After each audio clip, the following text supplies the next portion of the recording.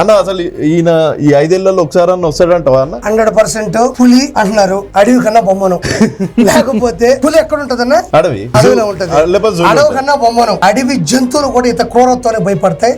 మాత్రం ప్రమేశ్ లేదా అదే పులి అడవి లాంటి అసెంబ్లీకైనా రమ్మను. పులి అక్కడికి వెళ్తానే ఇక్కడికి వస్తాదా? దమ్ముంటే అన్న నువ్వు ఒక ఫ్లైట్ టికెట్ తీసుకున్నావు, ఎక్కడికి వెళ్తావు?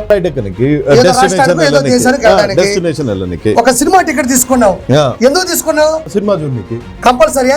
ఒక బస్సు ఎక్కావు, ఎందుకు? ఎక్కడో దిగడానికి. ఇవి 3 టికెట్ ఎందుకు తీసుకున్నావు? వెళ్ళడానికి.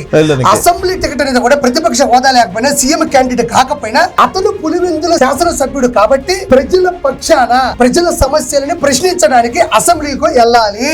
ఈయన సుఖాలు, ఈయన సంతోషాలు, ఈయన స్వార్థాలు, ఈయన పద్ధతులు పాటింపులు కోట్ల విలువ చేసి కోట్ల మంది చూసే ప్రజాక్షేత్రంలో అసెంబ్లీకి వెళ్ళకపోవడం అనేది 100% దేశ ద్రోహం లాంటిదే.